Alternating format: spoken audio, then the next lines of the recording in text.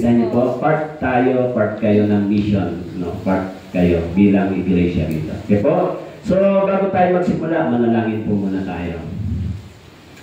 Ama naming Diyos na nasa langit, kami po ay patuloy na lumalapit po sa inyo at nagpapatuloy sa aming Christian life kahit maraming mga trials, kahit marami kaming nararanasan na kahirapan simula sa aming buhay Kristiyano, sa aming pisikal na kalagayan.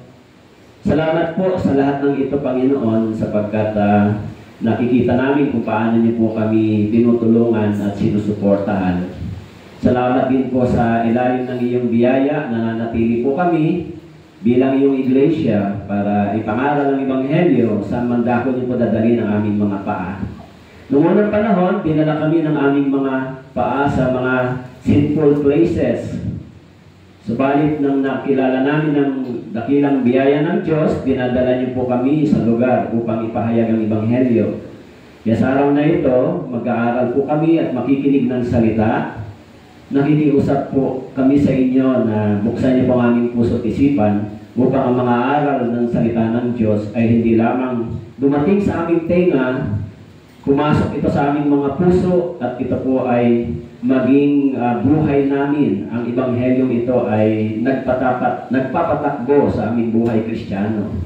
Kaya sa araw na ito, hinihiling po namin sa gabay ng Banal na Espiritu na mga aral sa aming kalagitnaan, gamitin niyo po yung bibig ng inyong lingkod. Maraming salamat po. Ito po ang aming dalangin sa pangalan ni Jesus.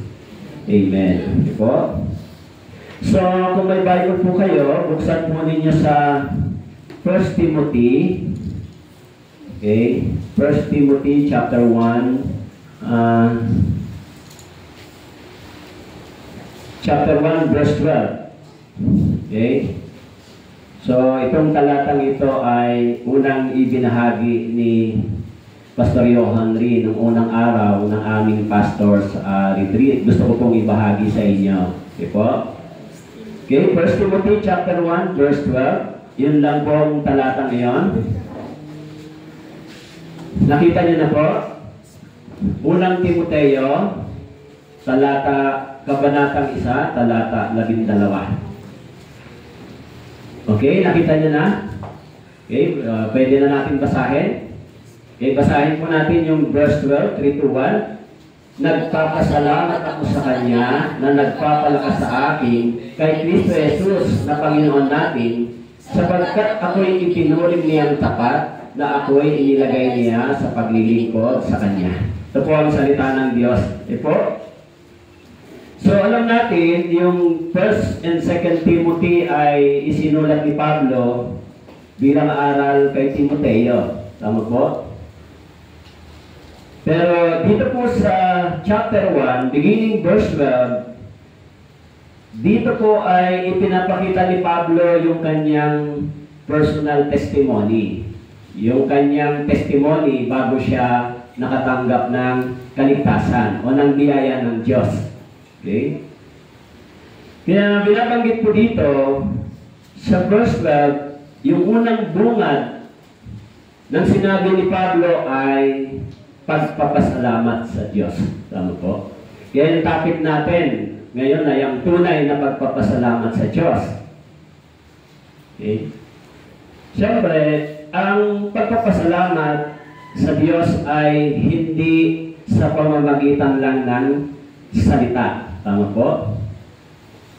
Kung minsan yung pagpapasalamat, ito ay mayroong sukli. Tama po? Sinusuklian. Tama po? Sinusuklian yung kabutihan o yung pagpapasalamat. Si Pablo, meron siyang sinabi na pagpapasalamat sa Diyos. Meron bang dahilan para magpasalamat sa Diyos si Pablo? Actually, mapapansin natin dito, noong unang panahon, nang si Pablo ay hindi pa po ligtas, sinikap niyang sumunod sa tinatawag na law, no? Sa kautusan. Bago dumating ang ating Panginoong Hesus, ang Israelita ay sumusunod sa tinatawag na kautusan. Meron silang law. Okay? Kaya yung mga rabbi, buhay, mga Pariseo, sumusunod sila sa tinatawag na law o kautusan ng mga Hudyo. Okay? Kaya si Pablo, isa siyang masugid na tagasunod sa kautusan, sa law. Okay? Isa siyang Pariseo. Okay? Kaya sinasabi niya, siya ay isang masugid na tagasunod. Subalit, kahit siya ay isang tagasunod sa batas o sa kautusan na kanyang ginagawa, hindi niya kilala ang ating Panginoon. Diba? Kaya kung titignan po ninyo doon sa Acts chapter 9, nang binigyan siya ng mga Pariseo, ng mga priest, ng mga high priest ng authority para hulihin at usigin ang mga Kristiyano, binigyan siya ng kapangyarihan para sila ikulong, hulihin at patayin. Kaya nang siya ay naglakbay doon sa Damascus, doon siya tinagpo ng Panginoon. Okay?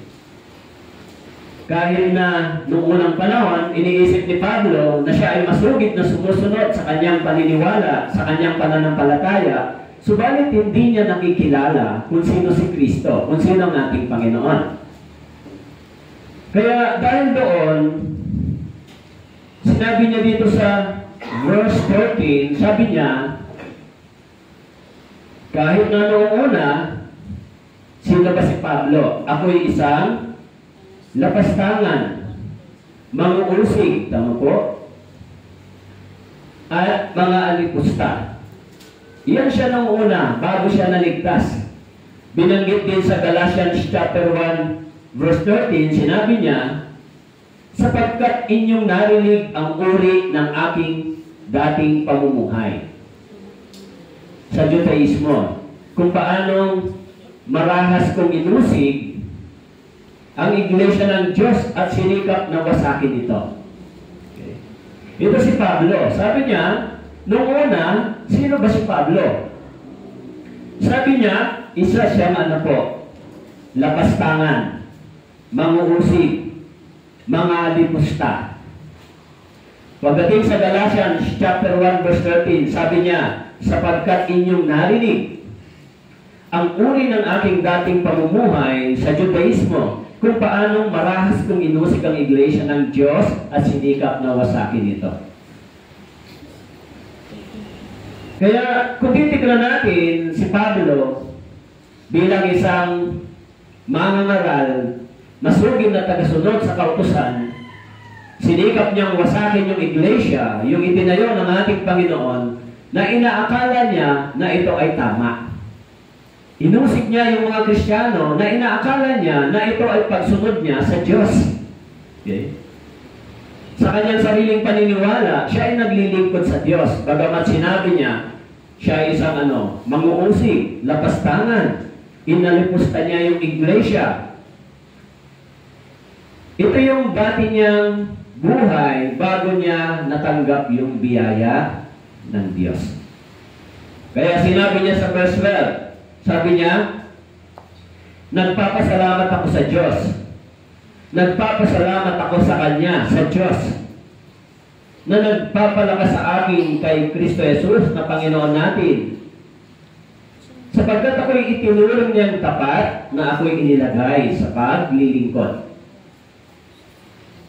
Meron bang dahilan para magpasalamat si Pablo? Tama po. Meron bang dahilan para sabihin niya, salamat sa Diyos? Meron bang dahilan? So, sabi niya, sa kanyang pagpapasalamat, merong dahilan dahil sinabi niya kung sino siya bago niya natanggap ang biyaya ng Diyos. Okay. Sabi niya, kahit noong una, ako isang lapastangan. Kaya doon sa 1 Timothy chapter 1 verse 15, sinabi niya, tapat ang salita. Nararapat tanggapin ng lubos na si Kristo Jesus ay pumarito sa sanlibutan upang iligtas ang mga makasalanan na ako, sabi niya. Ako ang pangunahin sa mga ito. Okay? Actually, kung titignan natin yung reflection ni Pablo sa kanyang personal na testimony, sa kanyang personal na buhay, makikita natin kung gaano at paano niya nakilala muna yung kanyang sarili. Tama po? Bago siya nakatanggap ng habag at biyaya ng Diyos. Okay. Maaari, yung iba sa atin, o maaari, tayo rin ay dating malayo sa ebanghelyong ito, katulad ni Pablo.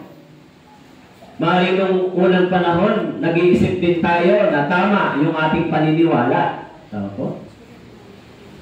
Maaring nung hindi pa dumarating sa atin yung tunay na ebanghelyo, maaaring ganun din ang nasa isip natin. Masugid tayong sumusunod sa paniniwalang meron tayo.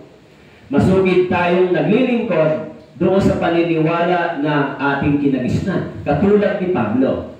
Okay. Sinasabi niya, noong unang panahon, ginawa niya yung isang bagay na hindi niya alam na ito ay isang kasalanan, malaking kasalanan. Alin po? Ang usigin niya ang iglesia.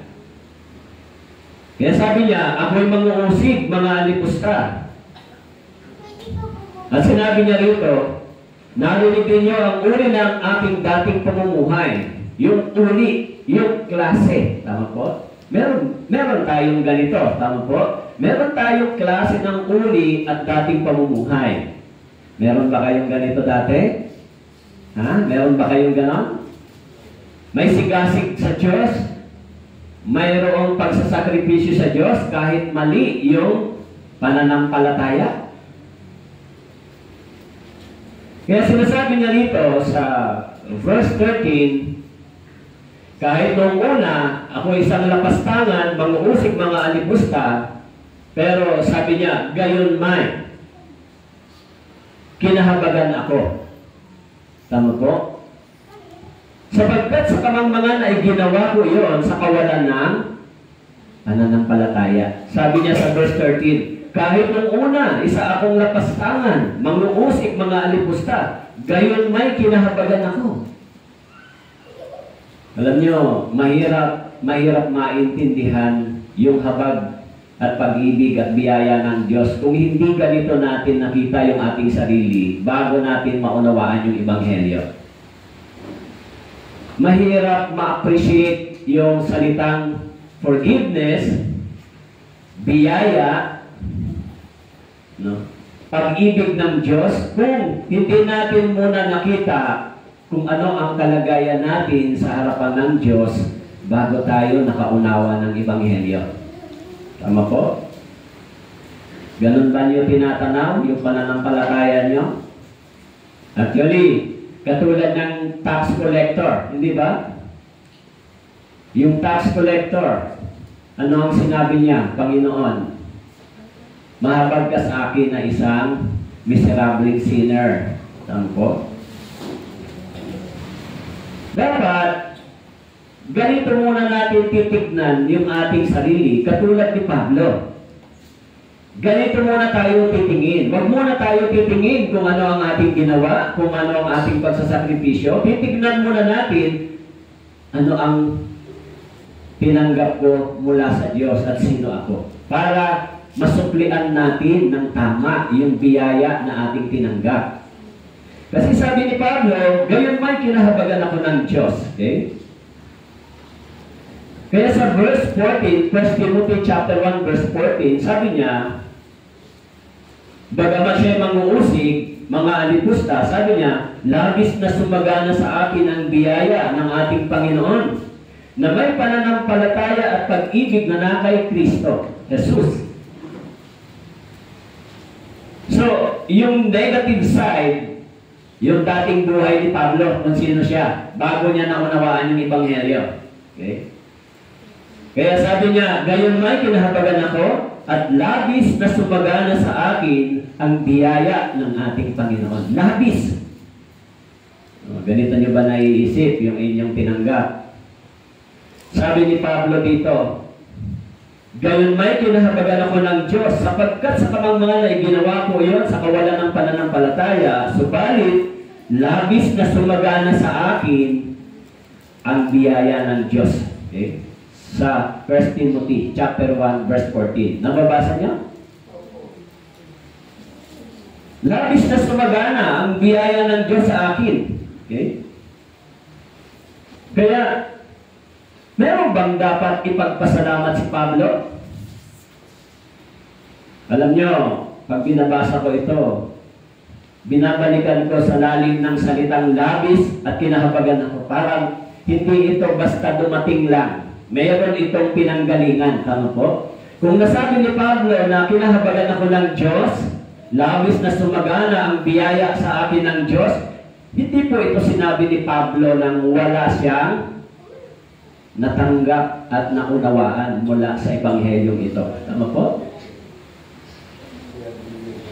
Kung halimbawa ikaw si Pablo, halimbawa ako at ikaw si Pablo, noong unang panahon, hinama ko yung iglesia. Noong unang panahon, hindi ko kilala yung Ebanghelyong ito. Noong unang panahon, pinaglaban ko yung mali kong pananampalataya nang hindi ko alam yung kaluluwa ko mahuhulog papunta sa impyerno. Tama po?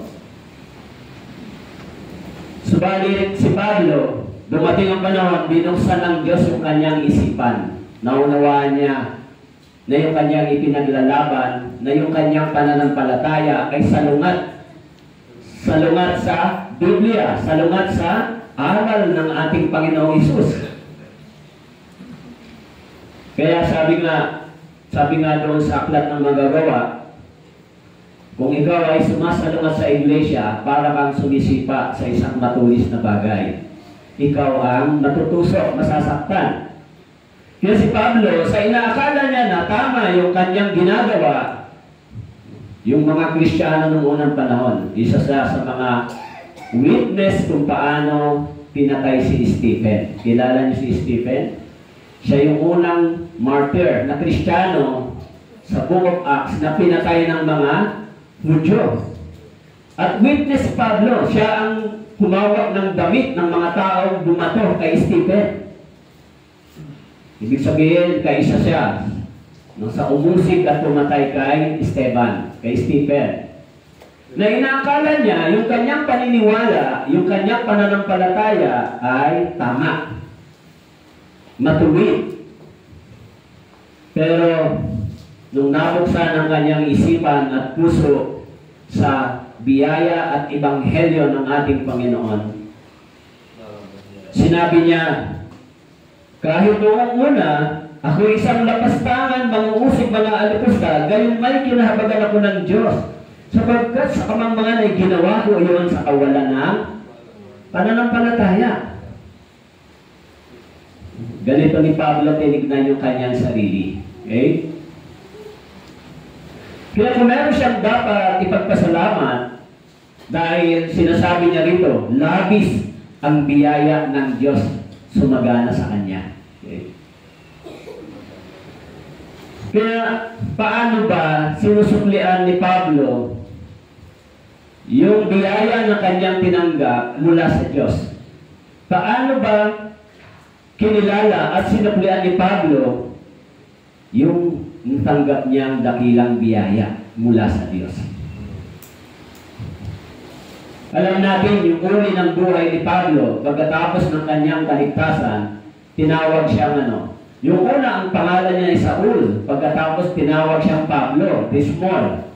Yung Saul ay isang big name o kilala, at nang tinawag siyang Pablo, small. The small person. Alam natin, pagkatapos maligtas ni Pablo,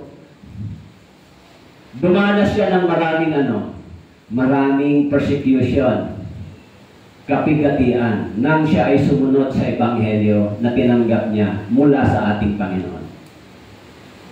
Kaya kapag binabasa natin yung kanyang testimony, napakadakilang bagay na ginawa ng Diyos sa kanya. Okay? Kaya kung meron siyang dapat ipagpasalamat sa Panginoon, hindi lang niya ito sinabi, ito ay sinuklian ni Pablo. Sinuklian. Ano po? Kaya ano yung dapat niyang ipagpasalamat? Actually, doon sa Roma chapter 3 verse 24, sila ngayon ay tinuturing na ganap ng kanyang biyaya bilang kaloob sa pamamagitan ng pagtubos na kay Kristo Jesus. sila ay itinuturing na ganap ng kanyang biyaya. Okay. Pero si Pablo, nung siya po ay nangaral sa Galacia, na ang mga Kristiyano sa Galacia, mabilis nilang tinalikuran yung Ebanghelyo. Anong sabi niya sa mga Galatian believers? Nahihibang na ba kayo, mga taga-Galacia? Tinanggap ba ninyo ang Espiritu sa pamamagitan ng pagsunod sa kautusan o sa pamamagitan ng biyaya ng Diyos? Ano po? Nung madali lang nilang nalimutan yung biyaya na kanilang tinanggap. Kaya sabi ni Pablo sa kanila, ako'y namamangha. Sabi niya sa Galatians chapter 1 verse 6. Ako'y namamangha. Napakabilis ninyong iniwan siya na tumawag sa inyo sa biyaya ni Kristo at bumalik kayo sa ibang ebanghelyo. Kaya mga Galatian believers, na tumalikod sila sa ebanghelyo ito, sa biyaya na tinanggap nila, sabi ni Pablo, ako'y namamangha. Nakakamangha, di ba? Na madali lang tinalikuran ang biyaya ng Diyos. Okay. Ang salitang biyaya ay sa ibang meaning, tinanggap natin yung isang bagay na hindi naman tayo deserve o hindi tayo karapat-dapat. Di ba? Kaya sabi ni Pablo sa mga Galatian believers, bakit napakabilis nyo nalimutan yung biyaya ng Diyos? Di ba? Kailan po ninyo unang naramdaman yung biyaya ng Diyos, yung pag-ibig ng Diyos? When it was the first day na na-realize ninyo yung biyaya ng Diyos. Yung biyaya ng Diyos kumating dito sa Kailaway, February 14. Tama po? That is the first time dumating yung ebanghelyo dito, yung biyaya ng Diyos. Halos 10 years na ang nakakaraan. Tama po? So, siyempre sa una, yung biyayang ito, mamamangha ka. Tama po? Almost 10 years o 11 years. Inaakala mo, tama ang iyong paniniwala, subalit mali pala yung aking pinagsusumikapan. Tama po? Kaya noong unang araw na nirealize mo kung gaano kadakila ang pag-ibig ng Diyos, yung biyaya ng Diyos, ito yung unang araw na tumating sa iyo yung totoong pag-ibig at biyaya ng Diyos. Tama po. So, dapat yung biyaya nito, katulad ni Pablo, hindi niya nalilimutan kung paano niya ito tinanggap. Tinanggap ito ni Pablo, hindi dahil siya ay matuwid. Tinanggap ito ni Pablo, hindi dahil gumagawa siya ng tama. Tinanggap niya ito ng panahon na nakilala niya kung sino siya at ano yung kanyang kasalanan na ginawa laban sa iglesia. Siguro yung iba, di ba, may mga tao na, bait naman ako mabuti naman akong tao, kaya bakit naman ako magkakaroon ng ganong puso? Actually, yung pinaka masamang tao ay ang nag-iisip na siya'y mabuti nang hindi naman niya nakilala yung biyaya ng Diyos. Sa kanyang paningin, siya ay mabuti, subalit sa paningin ng Diyos, siya ay isang miserable sinner. Okay. Yung sabi niya dito sa 1 Timothy chapter 1 verse 16, ngunit dahil dito, nakatanggap ako ng habag upang sa akin na pangunahin ay maipahayag ni Jesucristo ang kanyang sakdal na pagtitiis bilang halimbawa sa mga sasampalataya sa Kanya tungo sa buhay na walang hanggan. Kaya sabi niya rito sa verse 16, ngunit dahil dito. Okay. Nakikinig ba kayo sa salitang ito? Ipasok ninyo ito sa inyong puso, yung salitang ito. Sabi ni Pablo, dahil dito, nakatanggap ako ng habag. Tama po. Sa 1 Timothy chapter 1 verse 16. Upang sa akin na pangunahin ay maipahayag ni Jesucristo ang kanyang sakdal na pagtitiis. Okay. Actually, sinabi ni Pablo na ang Diyos ay nagtiis. Tama po? Nagtiis, naghintay. Katulad sa 2 Peter chapter 3 na sinasabi, hindi mabagal ang Panginoon, hindi ba? Yung kanyang pangako. Hindi niya nais na ang lahat ay mapahamak. Tama po? Naghihintay yung Diyos. Naghintay ng panahon. Tama po? Maging si Pablo, sabi niya, ang Diyos ay nagkaroon ng sakdal na pagtitiis para sa kanya. Anong pagtitiis? Sa kabila ng inusik niya yung iglesia, sa kabila ng nilapastangan, inusik niya yung iglesia, hindi siya pinatay ng Diyos. Hindi kinuha ng Diyos yung kanyang buhay. Tama po? Nagtiis ang Panginoon sa kanya. Kaya nang natagpuan niya ang Panginoon, ano ang sabi ni Jesus Christ sa kanya? Saulo, Saulo, bakit mo ako pinag-uusik? Nagtiis ang Panginoon sa kanya. Tama po? Kaya sabi niya, ngunit dahil dito, nakatanggap ako ng habag upang sa akin ay pangunay maipahayag ni Yesu Kristo ang kanyang sakdal na pagtitiis. Sakdal na pagtitiis. Pinagtiisan din tayo ng Diyos at siya ay pinagtiisan ng Diyos. Tama po? Kayo, pinagtiisan ba kayo ng Diyos? Maaari hanggang ngayon, pinagtitiisan tayo ng Panginoon. Tama po? Yes, sa 1 Corinthians chapter 15 verse 10, sabi niya, subalit sa pamamagitan ng biyaya ng Diyos, ako ay ako, at ang kanyang biyaya na ibinigay sa akin ay hindi nawawala ng kabuluhan.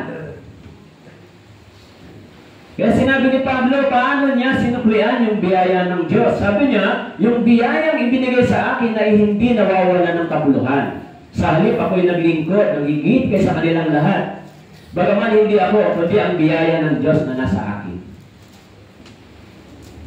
Ano po ang sabi ni Pablo dito? Yung ibinigay na biyaya ng Diyos sa kanya, hindi nawawala ng kabuluhan. Tama po. Dapat ganito din yung biyaya na tinanggap natin, hindi mawala ng kabuluhan sa atin. Okay? Yung biyaya ito, sabi niya, yung biyaya na ibinigay sa akin ay hindi nawawala ng kabuluhan. So, ganito niya tinitignan yung kanyang kaligtasan, kung paano niya natanggap ito. Sinasabi niya, yung biyayang ito, hindi ako karapat-dapat. Sa kabila ng inusik ang iglesia, hinamak yung iglesia, subalit kinahabagan ako ng Diyos. Tumanggap ako ng labis na biyaya galing sa Diyos. Kaya yung biyayang ito, hindi dapat mawala ng kabuluhan. So baka iniisip nyo, si Pablo lang yun eh. Brothers and sisters, hindi lang si Pablo yun. Tama po? Ikaw at ako, tumanggap din tayo ng katulad kay Pablo. Naintindihan niyo po? Tumanggap din tayo ng katulad sa tinanggap ni Pablo na biyaya. Labis-labis na biyaya. Tumanggap ba kayo ng ganun galing sa Diyos? Ng biyaya? Kaya sabi ng Ephesians chapter 2 verse 8, di ba? By the grace of God, you have been saved through faith. By the grace, sa ilalim ng biyayang ito. Tumanggap po ba kayo ng ganito? Isang malungkot na bagay kung nandito kayo sa church pero wala kayong natanggap na biyaya. Pag dumating ang Panginoon, maiwan kayo. Tama po? Lahat ng mga tao papasok sa langit ay nakaunawa ng katulad sa naintindihan at naunawaan ni Pablo. Na-realize muna niya kung sino siya, na-realize niya kung gaano siya kasama noong una, na-realize niya kung gaano siya isang miserable sinner bago niya na-appreciate sa kanyang puso kung gaano kabuti ang biyaya ng Diyos na kanyang tinanggap. Hindi ba? Kaya, minsan may mga tao na hindi nila ito binibigyan ng pansin. Okay? Si Pablo, binigyan niya na ito ng malalim na pagpapasalamat sa Diyos. Nagpapasalamat ako sa Diyos. Bakit? Sapagkat tumanggap ako ng biyaya. Labis-labis, sabi niya. Bagamat inusig niya ang iglesia, naging lapastangan siya, pero sabi niya, tumanggap siya ng labis na biyaya galing sa Diyos. Kaya sa Colossians chapter 1 verse 12, sabi niya na nagpapasalamat sa Ama na ginawa niya tayong karapat-dapat na makabahagi sa mana ng mga banal sa kaliwanagan. So, dapat tayo ay dapat tayo maulog lahat sa impyerno. Dapat lahat tayo papunta sa hukuman ng Diyos. Dahil lahat tayo lumaban, sumalungat sa Ebanghelyong ito. Kahit hindi natin alam noong unang panahon, hindi tayo naniniwala sa Ebanghelyong ito, sumalungat tayo sa Ebanghelyong ito. Ipinaglaban natin yung maling pananampalataya hanggang dumating sa atin ito. Kaya sabi ni Pablo sa Colossians 1:12, nagpapasalamat sa Ama, ginawa niya tayong karapat-dapat na makabahagi sa mana ng mga banal. Hindi lamang biyaya ng Diyos, ginawa din tayong tagapagmana.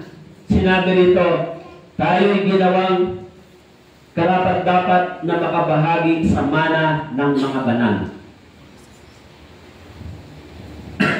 So, gaano natin ito tinitignan sa ating buhay Kristiyano?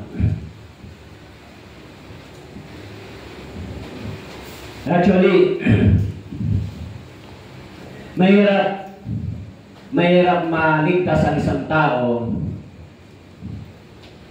Iniisip niyang siya ligtas, subalit mali yung ebanghelyo na kanyang pinaniniwalaan. Tama po?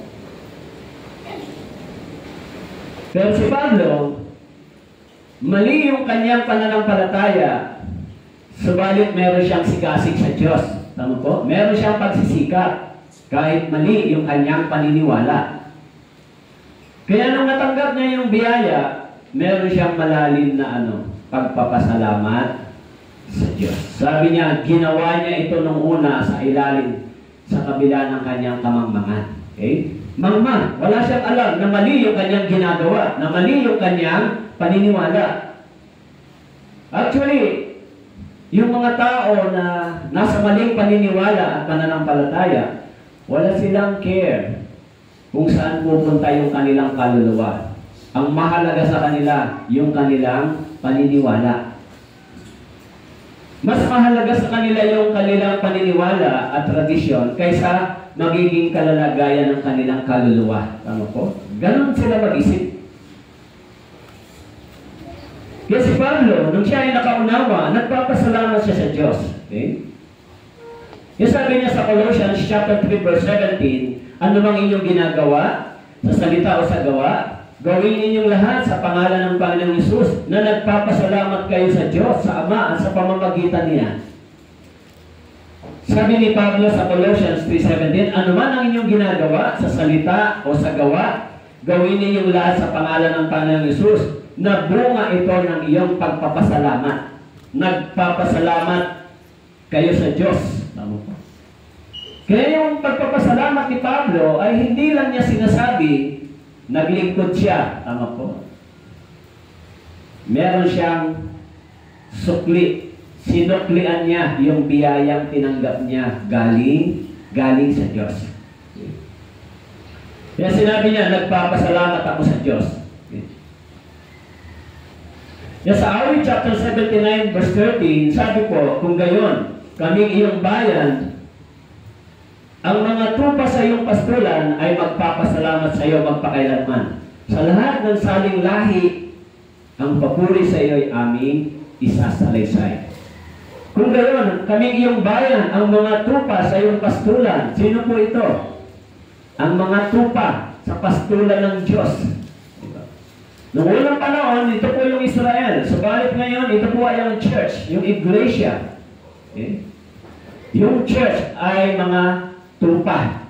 Tama po. Tayo ay naging tupa ng ating Panginoon. Kaya sabi po, kaming iyong mga tupa ay magpapasalamat sa iyo magpakailanman. Magpakailanman, walang tigil na pagpapasalamat ito. Kaya sabi ni Pablo, nagpapasalamat ako sa kanya. Pangalawa, na siyang nagbibigay ng lakas. Sa verse 12, sabi niya, 1 Timothy chapter 1, verse 12, nagpapasalamat ako sa kanya na nagpapalakas sa akin. Sino ba ang nagpapalakas kay Pablo? Tama po. Nagpapasalamat ako sa Diyos. Nagpapasalamat ako sa Kanya. Pangalawa, na siyang nagpapalakas sa akin. Okay. Sabi ni Pablo, may nagpapalakas sa kanyang loob. Mayroong tumutulong, mayroong nag-iingat, may nagpo-protect sa kanya. Kaya sabi niya, salamat, nagpapasalamat siya. Sa 2 Corinthians chapter 4 verse 1, sabi niya, dahil dito, sa pagkakaroon namin ng ministeryong ito sa pamamagitan ng aming tinanggap na habag, kami ay hindi pinanghihinaan ng loob. Ang sabi ni Pablo sa 2 Corinthians chapter 4 verse 1, kami ay hindi pinanghihinaan ng loob. Dahil sa maraming kahirapan ng mga Kristiyano, maraming pagsubok at pagdurusa, kung minsan, maaari ang puso ng isang Kristiyano ay nanghihina. Tama po? Kaya, sabi ni Pablo, siya ang nagpapalakas sa akin, ang Diyos. In 2 Corinthians chapter 12 verse 9, subalit sinabi niya sa akin, ang aking biyaya ay sapat na sa iyo, sapagkat ang aking kapangyarihan ay naging sakdal sa kahinaan mo. Ako'y lalong nagmamalaki na may galak sa aking kahinaan upang ang kapangyarihan ni Kristo ay manatili sa akin. Sabi ni Pablo, subalit sinabi niya sa akin, ang aking biyaya ay sapat na sa iyo, sapagkat ang aking kapangyarihan ay nagiging sakdal sa kahinaan. Anong ibig sabihin dito ng Diyos kay Pablo? Si Pablo ay humingi ng kagalingan sa Diyos. Ilang beses nanalangin siya, alisin sa kanya yung tinik. Okay? Thorn of the flesh. Pero sinabi ng Diyos sa kanya, ang aking biyaya ay sapat sa iyo. Kapag ikaw ay mahina, ang salita ng Diyos, ang habag ng Diyos sa iyo ay mas malakas. Tama po. Kapag ikaw ay mahina, malakas ang biyaya ng Diyos sa iyo. Di ba? Kaya kapag tayo ay mahina sa laman, ang Espiritu ng Diyos, ang ating spiritual na buhay ay mas malakas sa atin. Tama po? Kaya sabi ng Diyos sa kanya, ang aking kapangyarihan ay nagiging sakdal sa kahinaan. Kaya yung cross, doon sa cross, nung tinignan ng mga Hudyo, hinamak nila yung cross. Diba? Sinabi ng mga tao na yung cross, kung titignan mo ay larawan ng isang isinumpa. Tama po? Para sa kanila, ito ay isang kahangalan at kamangmangan. Pero para sa mga taong tumanggap ng Ebanghelyo at nanaligtas dahil sa cross na yon na doon ay may namatay, ito ay kapangyarihan at karunungan ng Diyos. Tama po? Kaya kung titignan nila yung cross, isang miserableng tao na namatay doon, at sa panahon ng mga Romano, yung kamatayan sa cross ay isa sa pinaka tinatawag na worst na parusa na ginagawa ng mga Romano nung panahon ng Roman Empire. Okay? Kaya kapag mayroon pang isang kasalanan na ginawa na karumal-dumal, ang judgment nila ay sa cross ka ipapako. Okay? Ganon nila tinignan ang ating Panginoon nung namatay sa cross. Kaya iniisip nila, ano ang maitutulong sa atin ng isang cross na parang pagtitigan mo ay parang isunumpa. Tama po.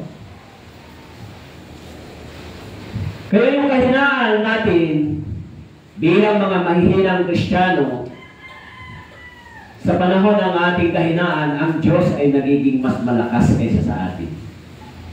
Tama po.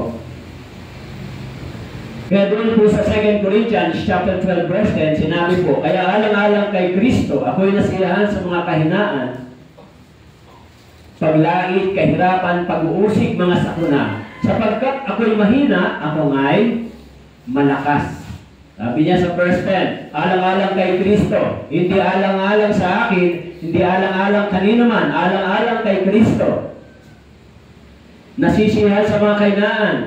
Sabi niya, paglait, kahirapan, pag-uusig, mga sakuna. Okay. Sabi ni Pablo, dumaan siya sa ganitong kalagayan. Siya ay nilait, dumaan siya sa kahirapan, dumaan siya sa pag-uusig, dumaan siya sa mga sakuna. Ganito niya sinuklian yung biyaya ng Diyos. Tama po. Ganito siya nagsukli. Nagtiis si Pablo. Sabi niya, ako'y nasisiyahan sa mga kahinaan. Sa panahon ng paglait, kahirapan, ng pag-uusig at sakuna, sapagkat ako'y mahina, ako'y masaya. At sabi niya, ako nga'y malakas. Sa gitna ng matinding pagdurusa, sabi ni Pablo, ako ay malakas, hindi mahina. Sabi niya, sa gitna ng paglait, kahirapan at pag-uusig, mga sakuna, hindi ako mahina. Sapagkat ang Diyos, sabi po doon, siya ay binibigyan ng lakas. Kaya sinasabi ni Pablo, nagpapasalamat siya sa Diyos sapagkat tumanggap siya ng biyaya at ang Diyos sa panahon ng paglait, kahirapan ng pag-uusig at ng sakuna, siya ay nagiging malakas. Pinalalakas siya ng Diyos. Okay. Kaya sinabi niya sa Philippians chapter 4 verse 13, sabi niya, lahat ng mga bagay ay aking magagawa sa pamamagitan niyang nagpapalakas sa akin. Sabi niya, siyang nagpapalakas sa akin. Sabi ni Pablo, lahat ng mga bagay ay aking magagawa sa pamamagitan niya. Sino siya? Inyong Diyos. Siyang nagpapalakas sa akin. Meron bang nagpapalakas sa inyo? Malakas lang kayo pag masarap ang pagkain. Pag may pera, pag walang problema, pag may ayuda, malakas. Pag walang ayuda, nangihina. Si Pablo, yung buhay niya, simula nung naligtas, kung titignan natin yung Christian life niya, dumaan sa maraming kahirapan. Tama po.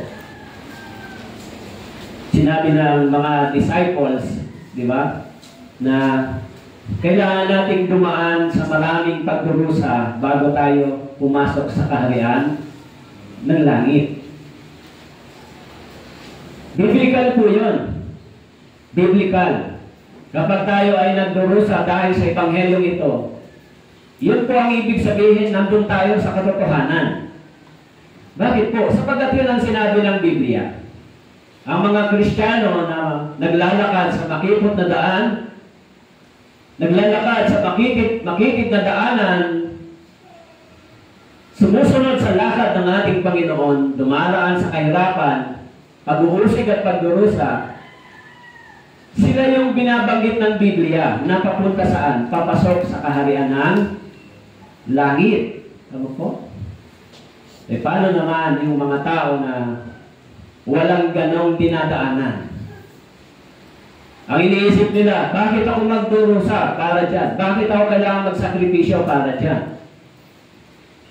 Kaya sabi ng Biblia, lumalakad naman sila sa malawak at maluwang na pintuan. Daanan, papunta po sila saan? Papunta sa walang hanggang kapahamakan.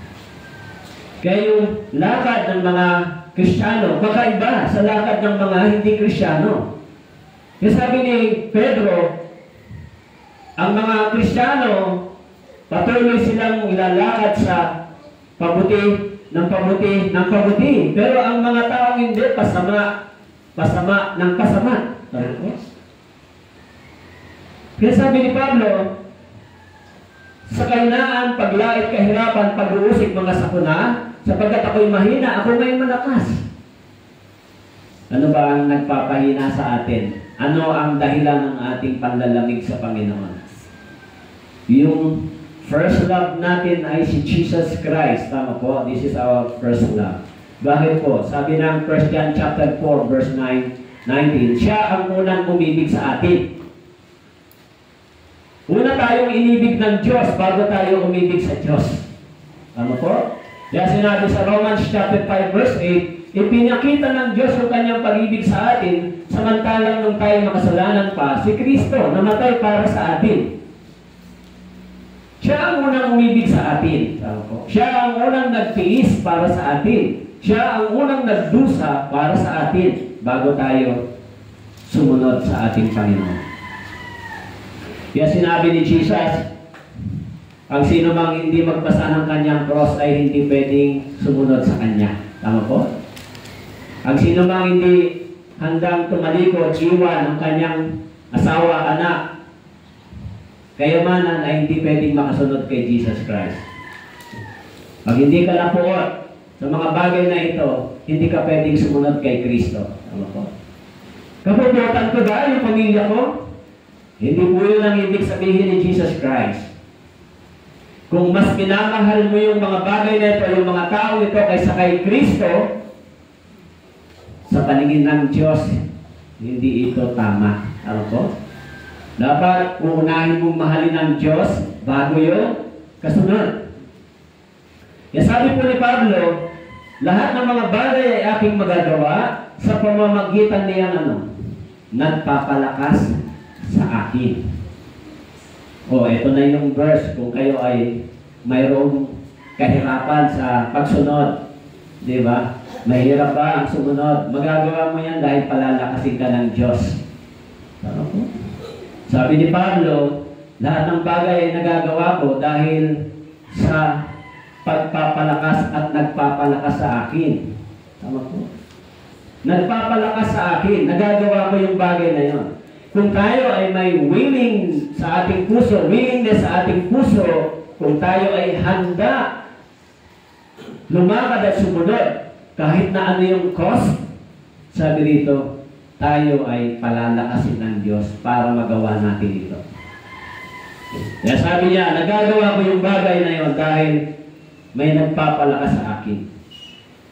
Kaya sa 2 Timothy chapter 4 verse 17, sinabi niya, ngunit ang Panginoon ay tumindig sa tabi ko at ako'y pinalakas niya.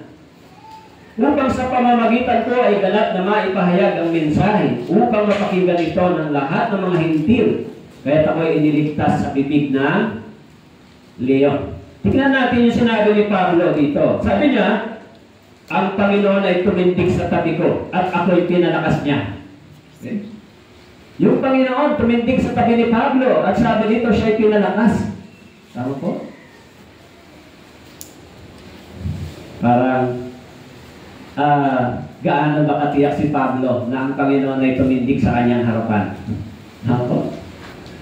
Kayo po, gaano nyo ba na-experience na ang Panginoon ay nakikipaglaban para sa inyo? Actually, kami nagkukwentuhan ni Sister Lodi minsan, isang araw, kinukwento ko sa kanya, kahit nung araw, hindi ko pakilala ang ebanghelyong ito. No? Kahit nung araw na bata pa ako, nung binabalikan ko, maraming instances na na-realize ko kung bakit nakaiwas ako sa maraming sakuna, kung bakit nakaiwas ako sa maraming kapahamakan, na-realize ko na ako ay pinreserve ng Diyos. Iningatan ng Diyos. Nung hindi ko pa kilala ang Panginoon, na-experience ako. Dahil nung dati ay natutong gumamit ng drugs, ng droga. Siyempre, nag-iinom, may bisyo. Na-experience ko na ako ay hinahabol ng mga barangay at pulis, binabaril ako. Sa totoo lang po. Kasi doon sa isang sayawan, pumunta kami, yung kapatid ko nung sinaktan, nagalit ako. E di, hinaway ko, sinapa ko yung umaway sa kanya. Hinabol ako ng barangay dahil ginuro ko yung sayawan. At ang nangyari, tumatakbo ako, binabaril ako ng pulis. Totoo po. Yung isang kasama ko, tinamaan siya sa tiyan ng bala. Pero ako, hindi ako tinamaan. Siguro may sapalos ako. Hindi ko alam kung bakit, pero nakatago ako sa pader, dumating yung mother ko. Tinarang yung mga pulis kasi papatayin ako ng mga pulis dahil nagkaalis sila sa ginawa. Maraming instances na na-realize ko na dapat nung panahon na yon, patay ka na. Tama po. Hindi lang yung mga karanasan ko nung dati na na-realize ko, kahit hindi mo pa kilala ang Diyos, iningatan ka ng Diyos. Hanggang makarating ka sa maunawaan mo yung biyayang ito. Kaya ho, nung ako po ay nakaunawa sa biyayang ito, ganun din yung puso ko sa Diyos. Kaya tuwing last December, nung nag-birthday ako, ang sinabi ko sa Panginoon, I will recommit again my life para sa gospel. Wala nang ibang reason para mabuhay. Para lang sa Ebanghelyo. Dahil na-realize ko, kung hindi ako pinreserve ng Diyos noon, dapat ang kaluluwa ko nahulog sa impyerno. Tama po. Bagamat nung panahon na yon, hindi ko alam na yun ang magiging kapalit. Tama po. Noong araw, pag hindi mo alam ang Ebanghelyo, hindi ka matatakot mamatay, mapunta sa impyerno. Dahil hindi mo alam kung gaano kahalaga yung sinasabi ng Ebanghelyo. Pero nung ako po ay nakaunawa ng Ebanghelyo, marami po akong luha sa Diyos, sa totoo lang.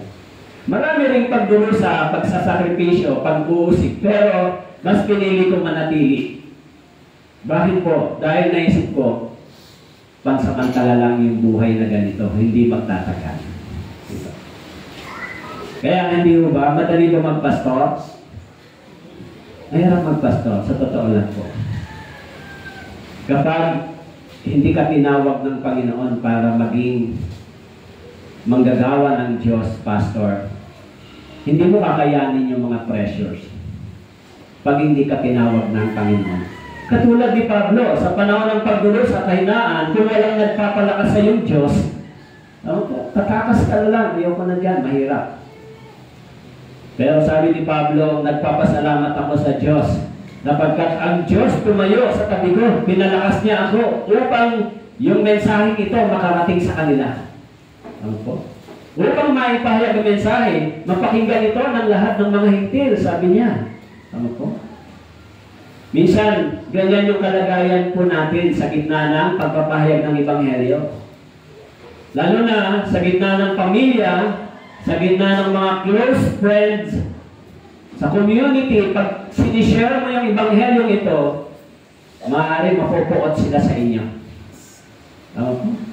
Magagalit sila. Alam nyo, yung laging ina-avoid pag-usapan tungkol sa pananampalataya. Nagtataka ako minsan, may mga tao na pag tinatanong mo tungkol sa pananampalatayang ito kung ligtas ka, magagalit sa'yo. Ano pa kailan mo? Bakit ka nagtatanong? Ano po?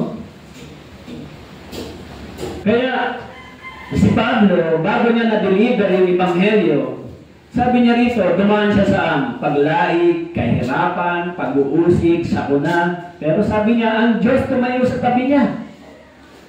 Pinalakas siya. Binigyan siya ng lakas para magawa niya yung kalooban ng Diyos. Okay? Kaya sabi niya, lahat ng bagay na ito. Kaya sabi niya, ako'y iniligtas sa bibig ng leon. Dahil sa kanyang pangangaral sa Ebanghelyong ito, sabi niya, iniligtas ako sa bibig ng leon. Sino ba yung mga leon? Mga literal na leon po ba yan? Hindi po mga literal na leon yan.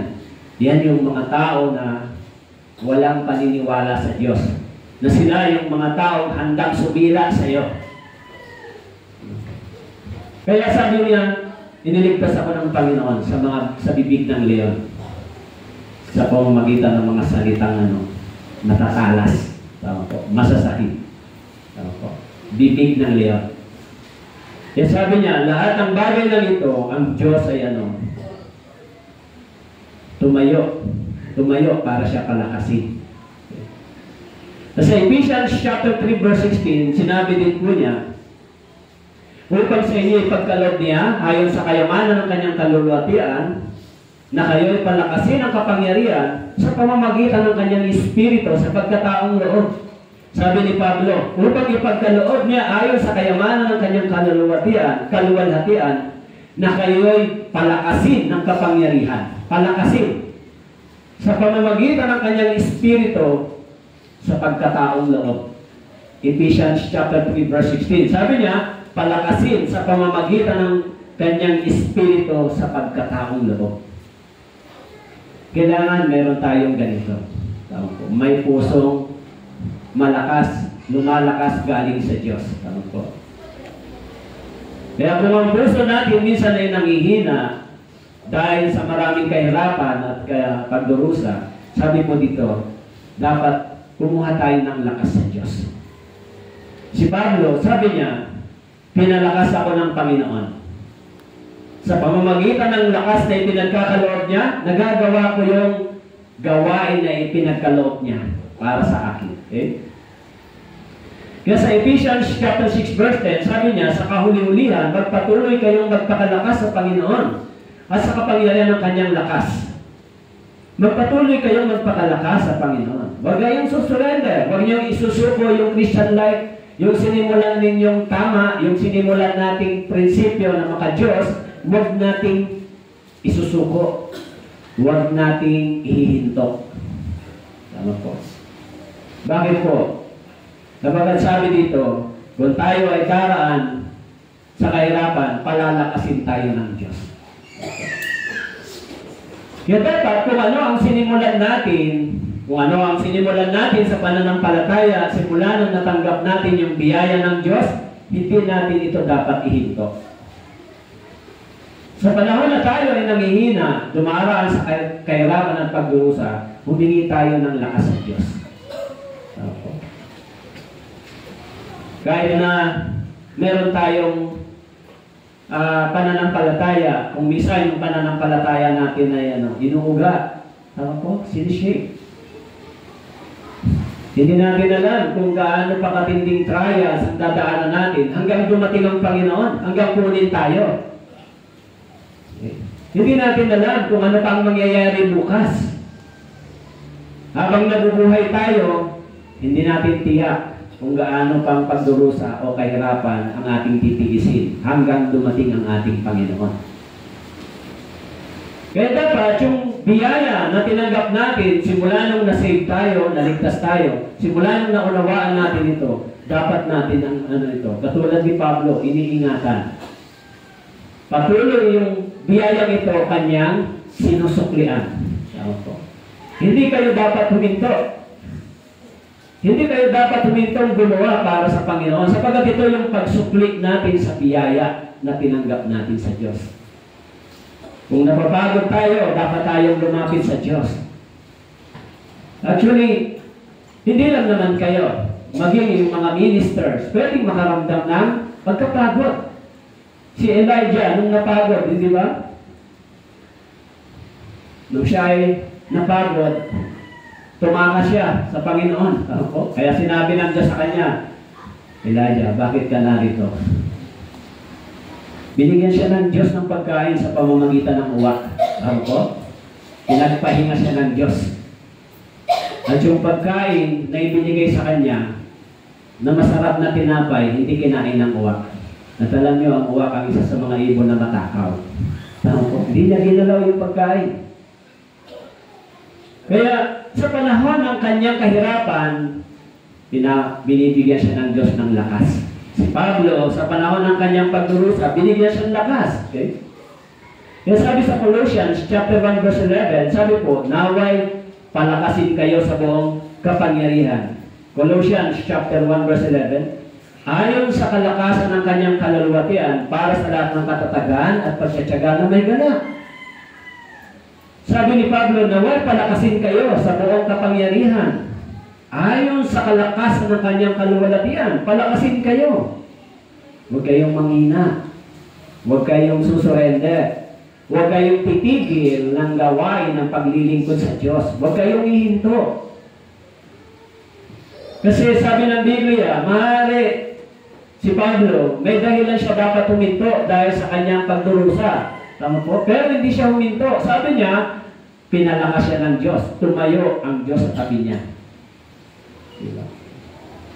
Kung tama yung puso natin ng pagnanais para sa paglilingkod, ang Diyos din ay tatayo sa tabi natin. Makikipaglaban para sa atin. Huwag kayong ihinto. Huwag kayong ihinto ng paglilingkod sa Diyos. Kaya sabi niya sa Isaiah chapter 41 verse 10, huwag kang matakot. Sabi dito, sapagat ako'y kasama mo. Huwag kang mabalisa, sapagat ako'y Diyos mo. Aking palalakasin ka. Ikaw ay aking tutulungan. Ikaw ay aking aalalayan ng kanang kamay ng aking katwiran. Isaiah chapter 41 verse 10, sabi ng Panginoon, huwag kang matakot, sapagat ako'y kasama mo. Huwag kang mabalisa, sapagat ako'y Diyos mo. Aking palalakasin ka. Tutulungan ka ng Diyos. Aalalayan ka ng Diyos. Tama po? Sabi dito. Maliban na lang kung tinatalikuran natin yung Ebanghelyo, yung biyaya na ating tinanggap. Pero sabi ng Panginoon, yung promise niya, huwag kang matakot. Sabi niya dito, kasama mo. Ako'y kasama mo. Huwag kang mabalisa. Huwag kang mabalisa, sapagat ako'y Diyos mo, aking palalakasin ka. Isaiah chapter 41 verse 10. Yung iglesia ay nasa ilalim ng pangangalaga ng Diyos, yung church. Sino yung church? Tayo. Kahit na anong gawin natin, nasa ilalim tayo ng pangangalaga at pag-iingat ng Diyos. Hindi tayo papayagan ng Diyos magalaw basta-basta ng masamang tao. Halimbawa, kung may anak kayo, kung meron kayong anak, pinoproteksyonan mo yung anak mo, hindi ba? Sa anong paraan? Tayo ay naging anak ng Diyos, pinoproteksyonan tayo ng Diyos. Kaya huwag kayong matakot. Maliban, mahuhulog tayo, maliban na ito ay pagkaloob ng Diyos. Kaya sinabi ni Jesus kay Pilato, kaya ka lang may kapangyarihan sa akin sapagkat ito ay pinagkaloob ng Diyos sa iyo. Pero kung hindi ito ay pinagkaloob ng Diyos sa iyo, wala kang magagawa sa akin. Tama po? Kaya tayo ay iniingatan ng Diyos. Lalo sa panahon na tayo ay nangihina, yung ating pananampalataya, tayo po ay tinutulungan ng Diyos. Sa Isaiah chapter 40, verse 29 to 31, Isaiah chapter 40, tignan po natin.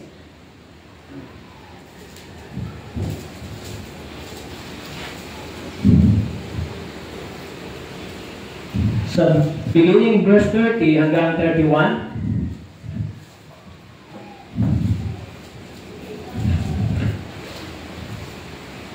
Nakita niyo na po? Babasahin ko po, sundan po ninyo. Maging ang mga kabataan ay manghihina at mapapagod, at ang mga binata ay lubos na mabubuwal. Ngunit silang naghihintay sa Panginoon ay magpapalibagong lakas. Sila'y paiilan lang na may mga pakpak na parang mga agila. Sila'y tatakbo at hindi mapapagod. Sila'y lalakad at hindi manghihina. Sabi po sa verse 31, ngunit silang naghihintay sa Panginoon ay magpapalibagong lakas. Tama po? Magpapalibagong lakas. Silang mga naghihintay sa Panginoon. Umaasa sa Diyos. Nagtitiwala sa Diyos na sa kabila ng maraming bagay na kahirapan, i-restore ng Diyos. Sabi dito, ngunit silang naghihintay sa Panginoon ay magpapalibagong lakas. Kaya pansinin po ninyo yung Christian life. Dalawa kasi yung sanctification. Tama po? Yung position, sanctification, at saka progressive. Tama po? Yung position, once and for all, tayo ay sinantified. Tama po? In Hebrews chapter 10 verse 10, sa pamamagitan ng katawan ni Kristo, tayo ay ginawang banal. This is a position. Tama po? Yung position natin, bilang mga anak ng Diyos, tayo ay pinabanal, tayo ay sinantified, once and for all. Tama po? Ito po yung spiritual life natin. The second sanctification, yung tinatawag na sanctification process. Ito yung Christian life, yung Christian living, yung character. Tama po? Pag-uugali, pananaw, habang tayo nagpapatuloy, binabago tayo ng Diyos. This is a progressive sanctification. Ibig sabihin, habang nagpapatuloy tayo sa Christian life, binabago yung pagkatao natin bilang mga anak ng Diyos. But of course, our position is already holy, and then now we are the children of God, once and for all. Tapos na yung kaligtasan, pero lalakad tayo bilang mga anak ng Diyos. Kung minsan tayo ay nasa baba, kung minsan nasa taas, kung minsan nasa baba, kung minsan nasa taas, kung minsan nagkakamali, kung minsan bumabalik. Yung buhay Kristiyano natin, ganon yung progressive. Tama po? Kung minsan natutokso tayo, nagkakamali, nagagawa natin yon. Pero nare-realize natin, sa panahon na yan tayo nagiging mahina, dapat maging malakas tayo sa Diyos. Kasi kahit ligtas na tayo, yung sanctification process, yung Christian life natin, napakaraming temptation na nakaharap sa ating mga mata. Tama ko? Kaya yung mga kabataan, hindi natin pwede silang diktahan. Tama po? Hindi nyo sila pwedeng diktahan ng kanilang gagawin. Pero kailangan turuan sila ng spiritual values, godly principles. Tama po? Dapat ituro sa kanila yung godly principles, yung salita ng Diyos, yung maka-Diyos na pamamaraan. Para sa panahon na sila'y lalakad nang wala na tayo sa tabi nila, pipili sila kung ano ang pipiliin. Tama po? Pero hindi natin sila pwedeng diktahan. Hindi natin kayang i-manipulate ang isang tao. Tama po? Pero pwede natin silang turuan ng maka-Diyos at maka-Diyos na pamumuhay, mga godly principles, para meron silang pamantayan. Tama po? Kaya yung tungkulin natin, turuan sila. So, darating ang panahon, pag sila'y malaya, pipili sila. Naintindihan niyo po? Pipili sila. Parang tayo, dumating ang panahon, pumipili tayo kung saan tayo. Tama po? Kaya yung kahalagahan ng pagtuturo, alam nyo, meron akong isang magandang proverbs na nabasa sa Chinese na siguro na i-share ko na rin ito sa inyo. Pero maganda ito. Babasahin ko po sa inyo. So, ito ay tungkol sa pag-build ng character. Tama po? Sabi nito, when the Chinese decided to live in peace, they built the great wall of China. They thought that no one could climb it because of its height. However, in the 100 years after its construction, the Chinese were invaded 3 times more. Enemy infantry soldiers never had the need to climb or penetrate the wall. Okay? Because they always bribed the guards and got in through the gates. The Chinese have built high and thick walls, but they couldn't build the characters of the wall guards. So sabi po dito, as a result, building human character is different and important. It precedes the construction of everything else. So sabi dito, yung mga Chinese, nag-decide silang magkaroon ng kapayapaan, gumawa sila ng Great Wall of China. Alam niyo po yun. Napakataas at napakatibay. Kaya sabi rito, iniisip nila, hindi ito maakyat ng kahit na sino man sapagkat ito'y mataas at matibay. Gayunpaman, sabi rito, pagkaraan ng 100 taon ng construction, yung Chinese daw 3 times na invade nang hindi dumaan o umakyat sa wall yung mga invaders. Sabi rito, enemy infantry soldiers never had the need to climb or penetrate the wall. Ano po yung nangyari? They always bribed the guards and got it through the gates. Ibig sabihin, yung mga guard na ito, sinusuhulan dahil hindi na-build yung kanilang character at yung loyalty, tumanggap sila ng suhol. Kaya, yung mga nag-invade sa kanila, hindi umakyat sa wall, hindi sinira yung wall, dumaan sa gate. Dahil binayaran nila yung mga taong nasa gate. Kaya sabi ron, as a result, building human character is different and important, precedes the construction, everything else. This is what the new generations needs today. Okay? As an Orientalist said, if you want to destroy the civilization of a nation, there are three ways. Number one, destroy the family structure. Okay. Second, destroy the education system. And number three, belittle, demean the role models and references. Okay? So, kung ang mga kabataan ito, i-destroy mo yung education sa moral principles and godly principles, someday, wala silang knowledge about God-fearing, wala silang knowledge about godly life, godly principles, magre-rely sila saan? Sa worldly system. Tama po. Yan sabi, kung gusto mong mawasak ang isang tao, kung gusto mong masira yung kanyang character, yung kanyang pagkatao, someday, maging isa siyang masamang tao, maging corrupt, sirain mo yung education niya. Huwag mo siyang turuan maging makadiyos. Huwag mo siyang hubagin maging godly man. Huwag mo siyang turuan ng godly principles. Huwag mo ipakilala sa kanya yung Diyos kung sino ang Diyos. So kung mga kabataan, hindi mo turuan ng godly principles kung walang pagkatago sa Diyos, maybe after 20 years, 30 years, tama po, mas magiging worse yung kalagayan ng society. Tama po. Kaya yung education system, yung teaching para sa Christian living, para sa Christian life, ay napakahalaga para sa church. Tama po. Maging si Pablo, na-realize niya na yung dati kong buhay ay ito.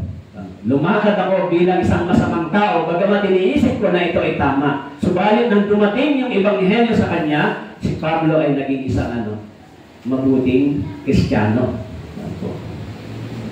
Kaya kung hindi natin ituturo yung mga ganitong bagay sa mga kabataan ngayong generation, so yung mga anak natin, hindi natin sila tuturuan maging makadiyos at matako sa Diyos. Yung mga batang ito, pagdating ng panahon, sila ay magiging magiging corrupt. Mapapahamak sila. Anong nasa isip nila? Walang makadiyos na kaalaman, walang takot sa Diyos, gagawa sila ng mga krimen na hindi nila kinatatakutan. Tama po. Kahit sa ating panahon, tingnan mo yung mga bata na hindi naturuan ng salita ng Diyos, nasa kalye sila, napakalalakas ng loob nila. Tama po. Wala silang takot gumawa ng krimen. Alam niyo ba yun? Kaya kung hindi natin sila tuturuan, uhubugin, kung hindi ipapangaral yung ganitong prinsipyo, yung makadiyos na pamumuhay, maging sa Amerika, naging history. So, hindi ko maalala kung sinong presidente in that time, pinaalis niya yung pagtuturo ng Biblia sa mga schools. Kaya ang Amerika, bagamat Christian nation, subalit yung paniniwala nila sa Diyos ay nalihis. Dahil yung Biblia ay inalis, ituro sa mga bata, sa kanilang mga school.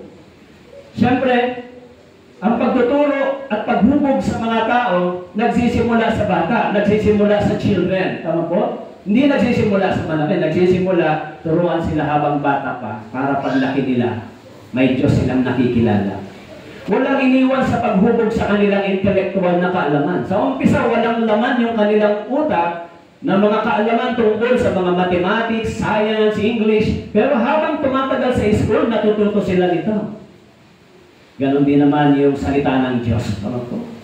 Kung sila ay tinuturuan unti-unti, yung biblical principles, yung makadiyos na pamumuhay, itinuturo sa kanila, darating ang araw, ito yung pipiliin nila.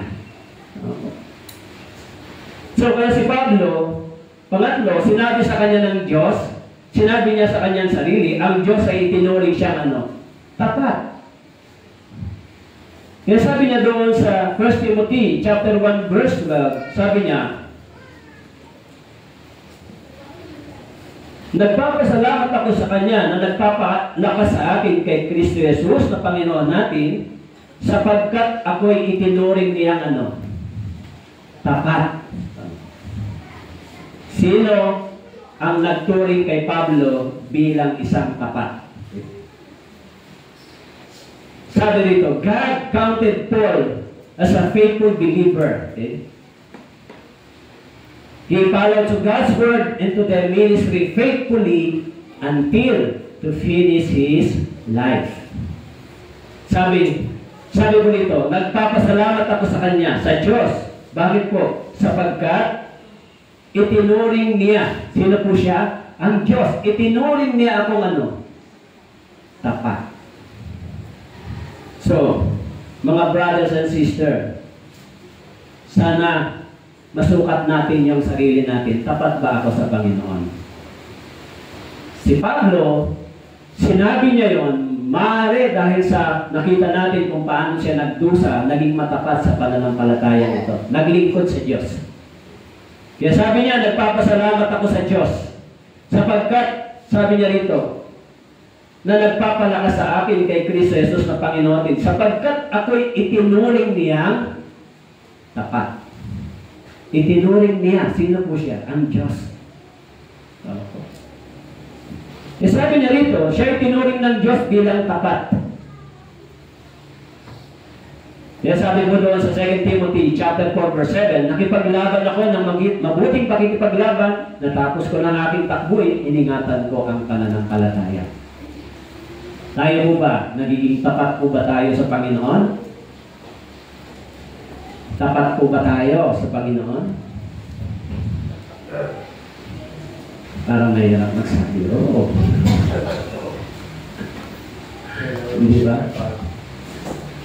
Ang unang-unang sukatan ng Diyos kung tayo ay magiging tapat, unang-una alam niyo kung saan? Sa kayamanan. Sa pera. Pag kayo ay matapat sa pagbibigay sa Panginoon. Kasi, sabi ng Biblia, ang pinagtiwalaan sa maliit, ang hindi na pagtiwalaan sa maliit, hindi pwede pagtiwalaan sa malaki. Sabi ba ng Bible, yung material na bagay natin, ibigay natin sa Diyos? Siguro, pagdating sa pera o sa kid, hindi. Doon tayo unang susukatin. Faithful ba tayo? Yung ikasampung bahagi ba na sinasabi ng Biblia, pina-question ba natin o hinihigitan natin? Tama po? Pag doon mo sinunod, naging tapat ka, magiging tapat ka din sa maraming bagay. Kasi ano ang pinakamahirap talikuran ng tao sa Bible? Ano ang mahirap talikuran? Kayamanan. Hindi niya maiwan. Tama po? Kasi yung pagiging tapat may kasunod na trust. Tama po? Bakit ko ibinibigay yung para sa Panginoon? Sapagkat nagtitiwala ako sa Diyos na siya rin ay tapat sa akin. Sabi nga ng Bible, kung hindi ka tapat, ang Diyos ay tapat pa rin sa iyo. Tama po? Kaya yung blessings, materially, hindi po nakadepende sa salvation. Nakadepende sa obedience. Tama po? Katulad ng bansang Israel.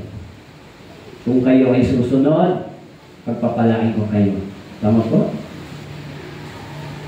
Doon natin masusukat, tayo ba ay faithful sa Panginoon. First step, yun. Tama po.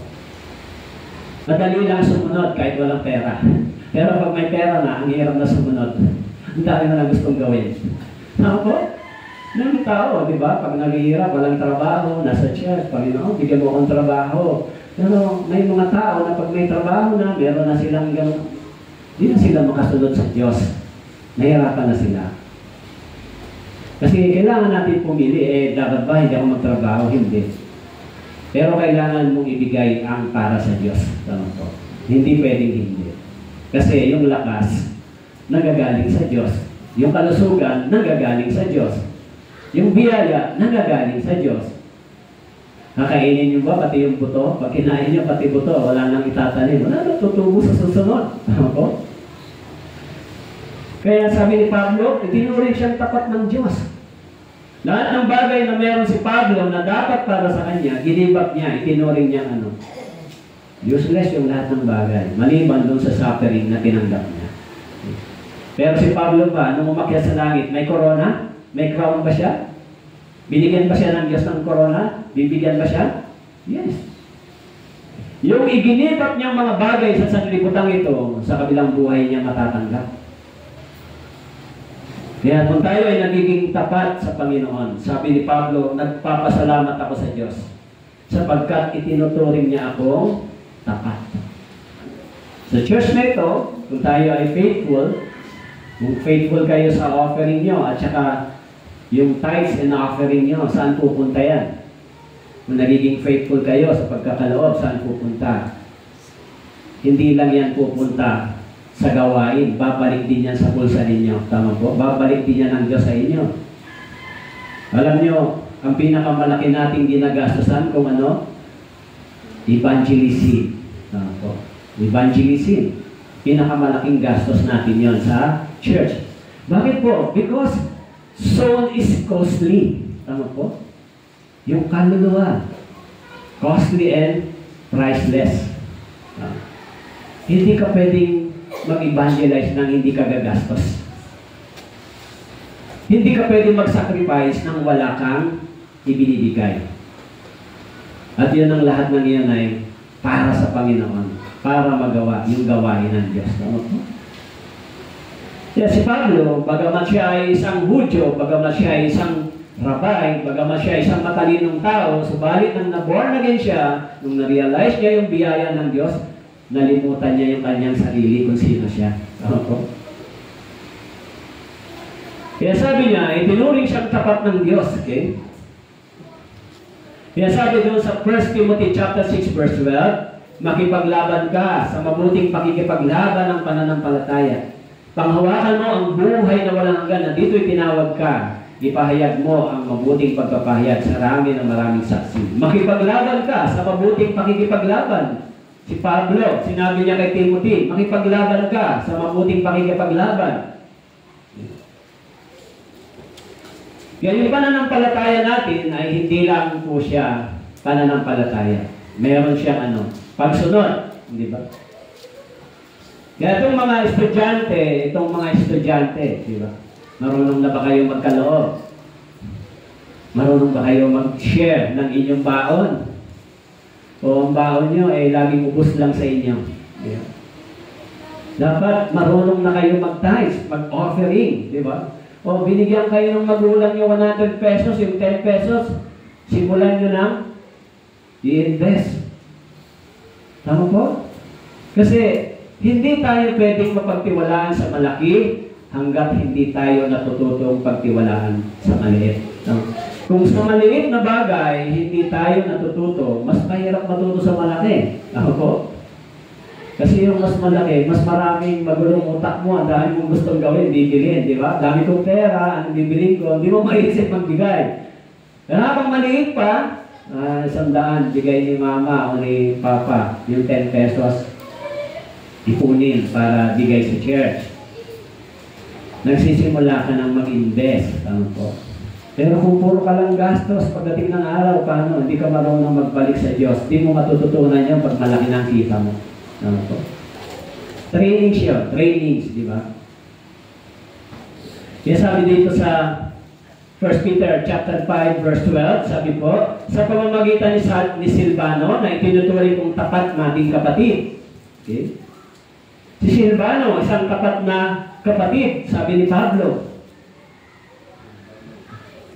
Sa Ephesians chapter 6 verse 21, sabi niya dito, upang malaman din niya mga bagay tungkol sa akin ang aking kalagayan, si Tychicus ang siyang magsasalaysay sa inyo sa lahat ng mga bagay.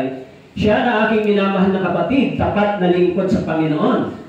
Ephesians 6:21, si Tychicus ay isang tapat na lingkod sa Panginoon. Okay? Si Epaphras sa Colossians chapter 1 verse 7, sabi po si Epaphras na aming minamahal, siya ay isang tapat na lingkod ni Kristo, alang-alang sa inyo, tapat. Kaya sabi po sa 2 Timothy chapter 2 verse 11, tapat ang salita. Kung tayo namatay na kasama niya, mabubuhay rin tayo kasama niya. Tapat ang salita. Ibig sabihin, tapat ang Diyos. Okay? Kung tayo magtiis, maghari naman tayo kasama niya. Kung ating ikakaila siya, ikakaila na tayo. 2 Timothy chapter 2 verse 13, kung tayo hindi tapat, siya'y mananatiling tapat. Ano po? Mga brothers and sisters, kahit hindi tayo tapat, sabi dito, ang Diyos ay nananatiling tapat sa atin. Pero kung tayo ay tapat, ang Diyos ay mas higit pa rin na tapat kaysa sa atin. Ano po? Masarap, maging tapat sa Panginoon, masarap sumunod sa Diyos. Kaya tignan natin yung ating pananampalataya kung paano natin sinusuklian yung biyaya na ating tinanggap.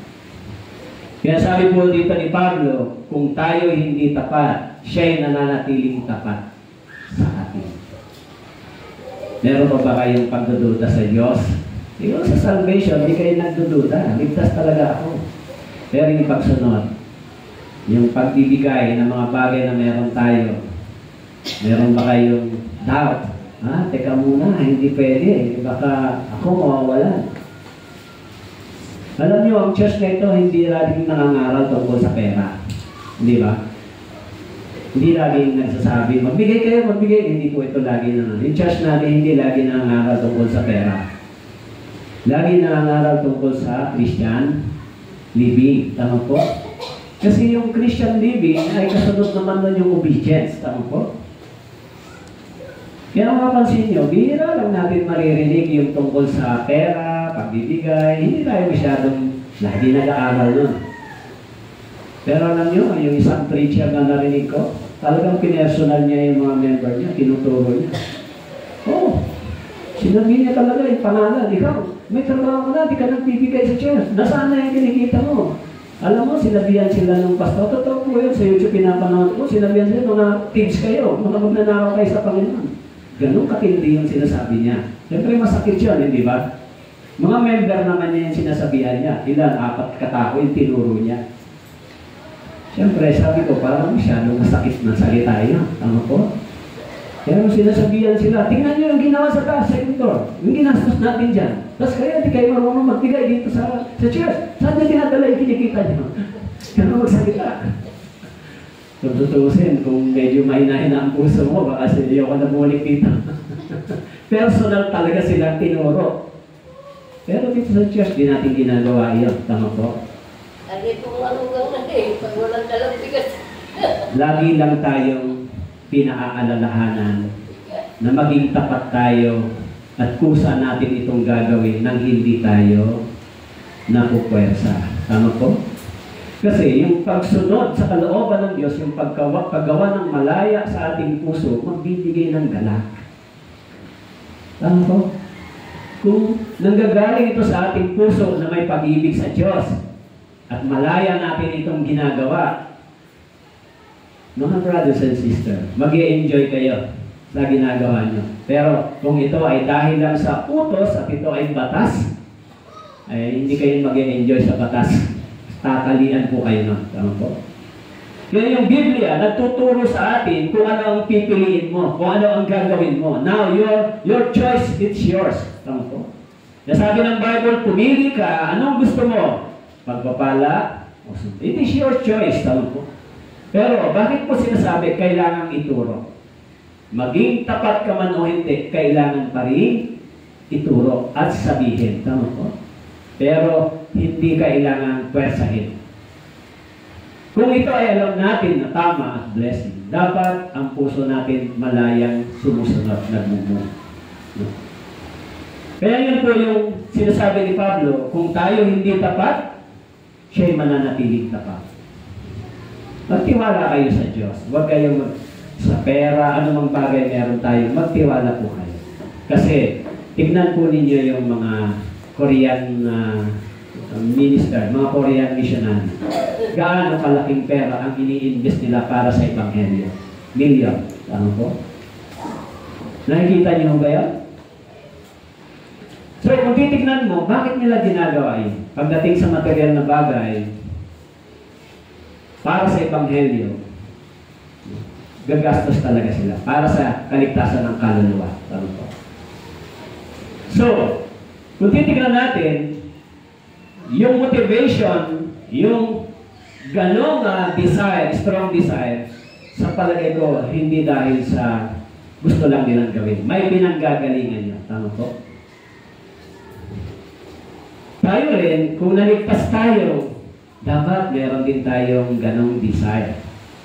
Tama po? Tumulong sa church, hanggat nabubuhay tayo, huwag tayong tumigil sa paglilingkod sa church kung ano ang dapat na bahagi ng. Bakit po?